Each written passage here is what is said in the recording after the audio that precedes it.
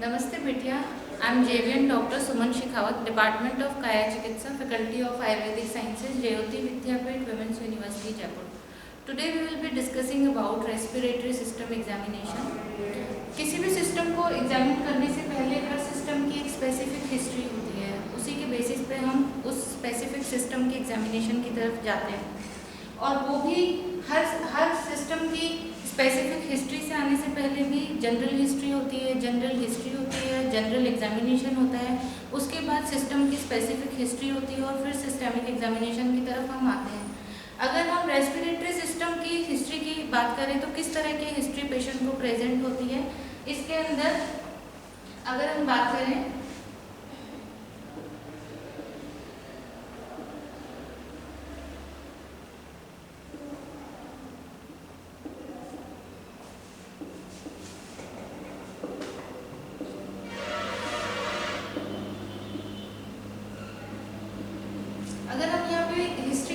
किस तरह के cardinal symptoms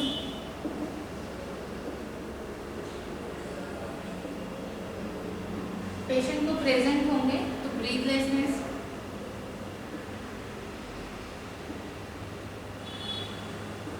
coughing, chest pain,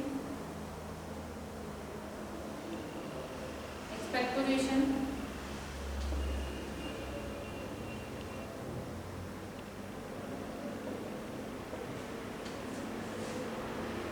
haemoptysis,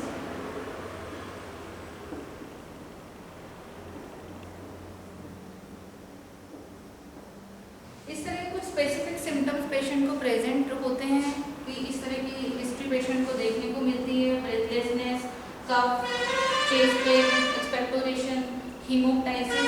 हमें हीमोप्टाइसिस और हेमेटोमेसिस में यहाँ कंफ्यूज नहीं होना है.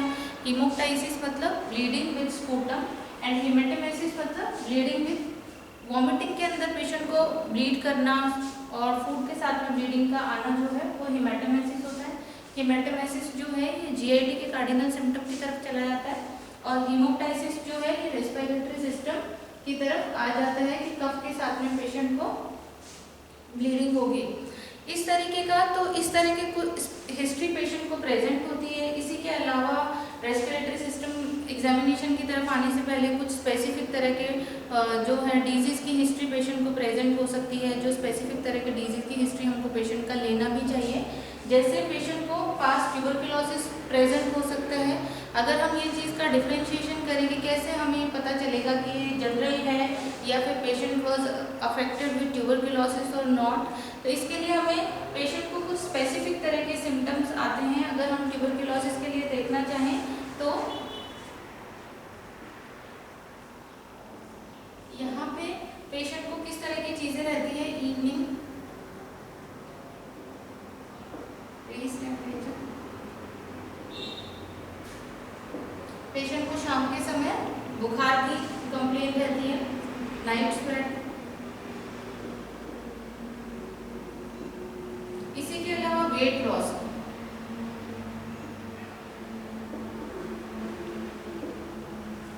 इसी के अलावा कुछ और तरह के, जैसे पेशेंट को रेस्पिरेटरी के प्रॉब्लम्स आने के लिए पेशेंट को इस तरह के जैसे राइनाइटिस, साइनोसाइटिस की हिस्ट्री पेशेंट को प्रेजेंट हो सकती है.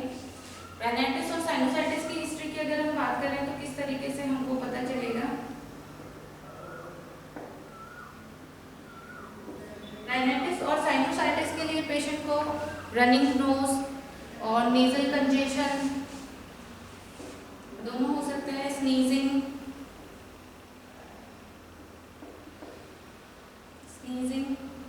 Nasal congestion.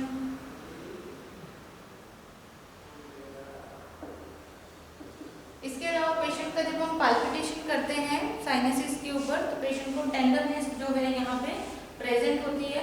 तो ये साइनोसाइटिस की तरफ पेशेंट का चला जाता है. तो इस तरीके के जो है पेशेंट को हिस्ट्रीज जब प्रेजेंट होगी तो हम पेशेंट के रेस्पिरेटरी सिस्टम एग्जामिनेशन की तरफ आएंगे. ये हमने I have discussed with you in my lectures, in previous lectures, that कि अगर हमको जो है जैसे रेस्पिरेटरी या एग्जामिनेशन की बात करें या हम जीआईटी एग्जामिनेशन की बात करें, कार्डियोवैस्कुलर एग्जामिनेशन की बात करें, जब हम हिस्ट्री से और जब हम एग्जामिनेशन की तरफ आते हैं तो हर सिस्टम के एग्जामिनेशन के लिए 4 तरह के एग्जामिनेशंस बताए गए हैं, जिनमें इंस्पेक्शन, पाल्पेशन, परकशन और ऑस्कल्टेशन है। अगर हम रेस्पिरेटरी सिस्टम की एग्जामिनेशन की बात करते हैं तो रेस्पिरेटरी सिस्टम में एग्जामिनेशन की तरफ आने के लिए सबसे पहले हमको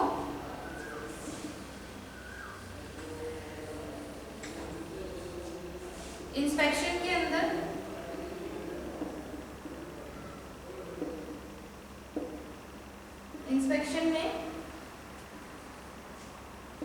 शेप ऑफ चेस्ट हम देखेंगे पेशेंट का।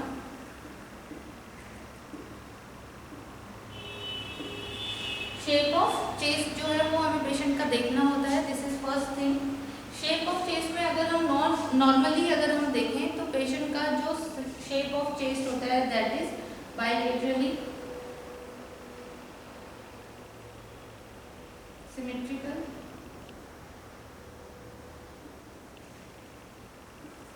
चेस्ट का अगर हम रेशियो देखते हैं तो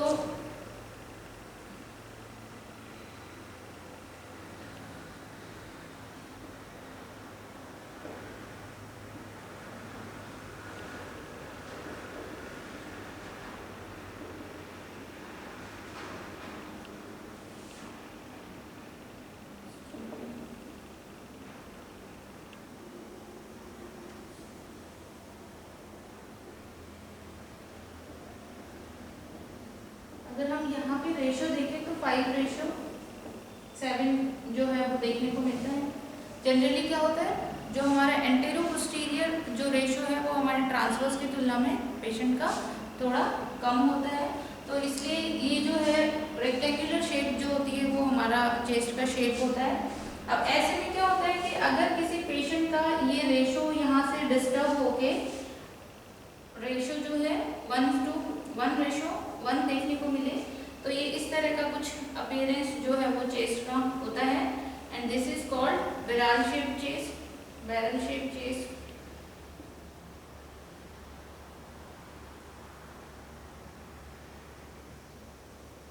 इसके अलावा फनल शेप हो सकता है,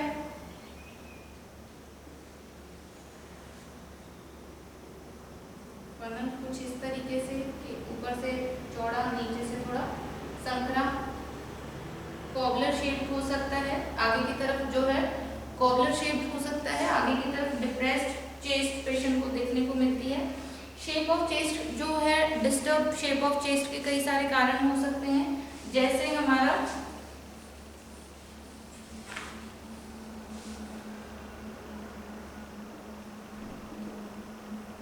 वर्टिब्रल कॉलम का ही शेप डिस्टर्ब हो, जैसे स्कोलियोसिस, काइफोसिस, इस तरह के पेशेंट को लॉर्डोसिस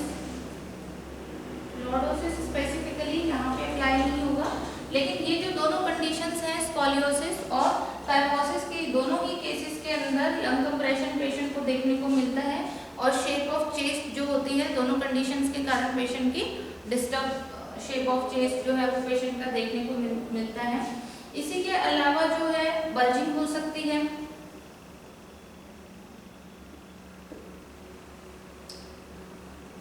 बल्जिंग का कारण हो सकता है कि बाहर की तरफ उभरा हुआ है चेस्ट, अगर इनकेस लंग्स में ट्यूमर है और किसी तरह का एब्नॉर्मल ग्रोथ वहाँ पे हो रहा है तो वह बाहर की तरफ उभरी हुई दिखाई देगी। निमोथोरेक्स के केस के अंदर चेस्ट बाहर की तरफ उभरा हुआ दिखाई देगा, तो ये बल्जिंग हो सकती है।